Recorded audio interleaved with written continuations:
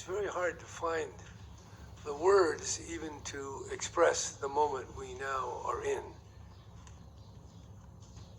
What you're hearing this morning is really the voice of prophets of doom.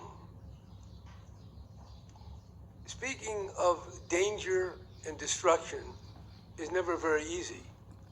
If you speak the truth, people will not want to listen because it's too awful and it makes you sound like a crackpot.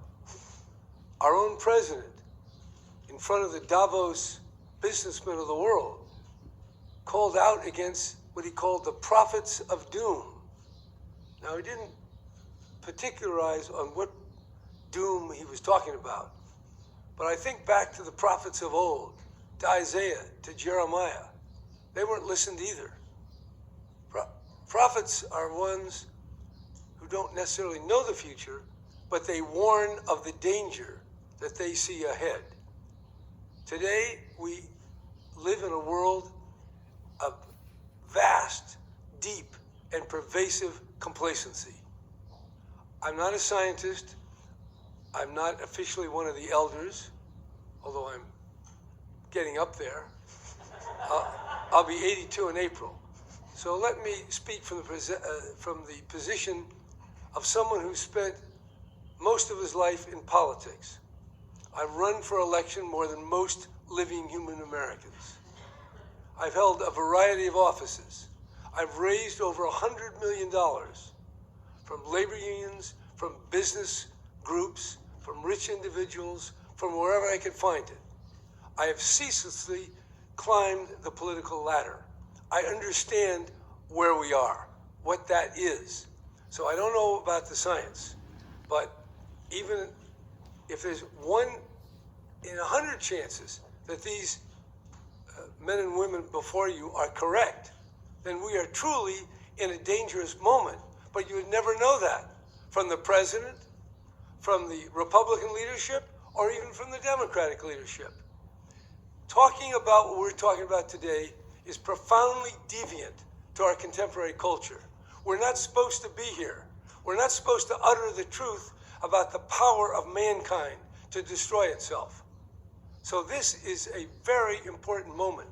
You who have a camera in your hand, or a pencil in your hand, or a computer, you have a chance to communicate the truth of this moment.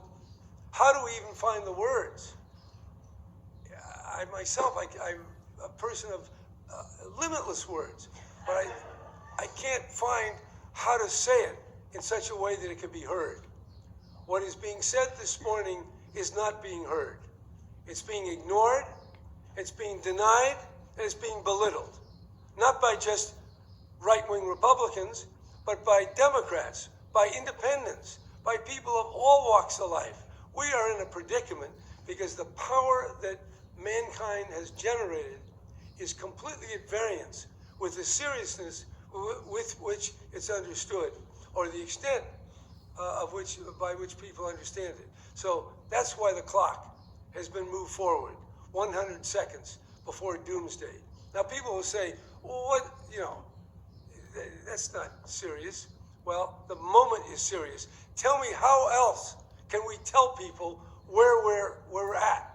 How else can we wake up the Democrats, the Republicans, the independents, the millionaires, the billionaires, the media owners who carry on their life as though they're on the Titanic, about ready to hit an iceberg, and they're not worried? Very few people are worried. I have never in my entire life heard a group of scientists and serious statespeople say what they've just said. So let us not let the moment pass. Each one of us can do something. As I was listening this morning, I was on the edge of discouragement, but we're not there yet. The world is not over. We have incredible opportunity to reverse the nuclear arms race, the carbon emissions, and the headlong rush to ever more dangerous technology. It's within human hands. Where we are is not pointing us in the direction where we have to go. But this setting of the clock, this ability on the part of people here and the people who will hear what we say today, will have the potential to do something, to turn things around. We won't always be talking about news of the day, whatever the momentary tweet, or impeachment, or all the other important things that need to be talked about. We will be able at some point, if we're lucky, and if we all work together, to wake people up. This is the moment. If there ever was to wake up, it's now, and those who have to wake up are you.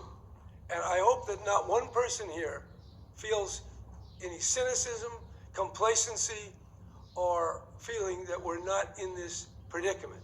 We're in it, it's dire, but we're not there yet. We can still pull back from the brink. But we have to do what we're not doing.